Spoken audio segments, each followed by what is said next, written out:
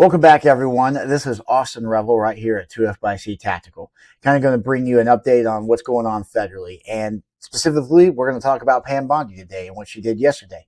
But just take a moment to please like, comment, and subscribe. We appreciate all of you. I try to get back to all the comments that I can. If you have topics or anything you'd like me to cover, absolutely shoot them down below. And then please go check out our website, 2F Tactical. Something calm. I think the reason why YouTube keeps taking down our videos is because we put the website on there. Who knows? They obviously hate 2A stuff and are not necessarily pro free speech when it comes to all this. We all are very aware of that. Now, when it comes to Pam Bondi, which is who we're going to talk about today, the way I look at it as if I give you a grade, so which I gave her in the previous video, a C-, then that grade is not complete until the semester, if we were in school, is over, correct? She is still Attorney General of the United States. Therefore, her grade is not complete. It will not be complete until she leaves that position, whenever that might be. We are moving that grade down to an F. She is failing her assignment.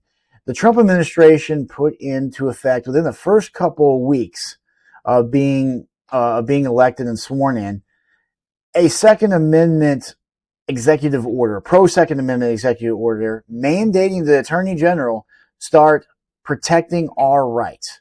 She is failing that executive order right now if it had any teeth. We just heard about this. This administration's putting in a Second Amendment Civil Rights Division inside the DOJ.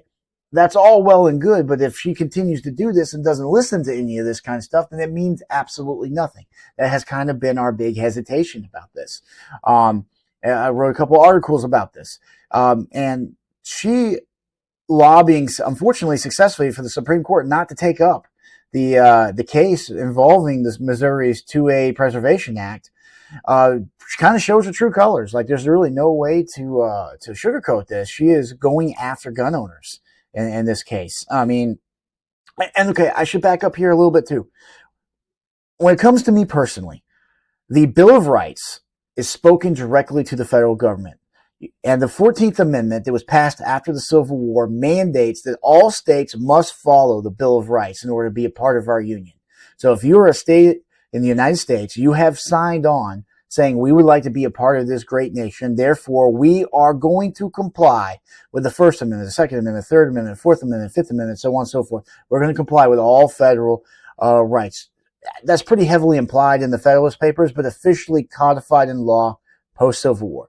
What does that mean? I don't believe in state gun laws. There should be no state gun laws, period, dot. It's spoken to the federal government. It's outside of state purview. There are things inside state purview, things outside state purview. Inside state purview would be like healthcare. Not spoken to the federal government. Therefore, the federal government has no purview over this. The states do. Immigration law is spoken to the federal government. It's spoken directly to the executive branch. Therefore, it is not a state's issue. So this is specifically talking about like sanctuary cities, right? You got these states that pass sanctuary city laws saying we are not going to help enforce federal laws when it comes to immigration. They actually, in my opinion, those are illegal laws there because they cannot legally do that. With that being said, those laws have yet to be struck down by the Supreme Court. They've not by ruling on them, but have kind of allowed them to exist. So if you're going to allow those to exist, therefore the Second Amendment Preservation Act gets to be allowed to exist as well. Because it's written in exactly the same way. It's just saying the Missouri law enforcement agents will not help the feds, execute federal gun laws on the state of Missouri and the citizens of Missouri. That's all it's saying. Very similar to what California's passed when it comes to immigration law, right? Or LA or even here in Minnesota, so on and so forth. That's what it's saying. So if you're going to allow those kind of laws to stand, then you have to allow the Second Amendment one to stand too. And that's where they're getting this completely wrong. It seems like that the courts are fine with all these other laws defying federal purview. But my God, when it comes to the Second Amendment, no, we got to step in and stop that right now. And that's kind of where we stand. I'm livid, if you can't tell. I'm not happy with this. This is an administration that I've had high hopes for and has done a lot of good things, but they're undermining themselves. If they want to have a chance in 2026, they're going to have to reach out to us gun owners. And when I say reach out, they're going to have to prove that they're willing to fight for us. And that's really my update for today, guys. We're going to keep monitoring the situation. There's a bunch of cases that were just conferenced by the Supreme Court yesterday. Today is Friday the 5th. Yesterday, the 4th of December. We'll probably know on Monday which ones the Supreme Courts are going to take, and I suspect several of them are going to get tabled for a later date. Washington Gun Law has a great piece on that. You should definitely check them out. Anyway, I do hope you like, comment, and subscribe, and keep tuning in, and we'll have more to come. Looking forward to it, guys.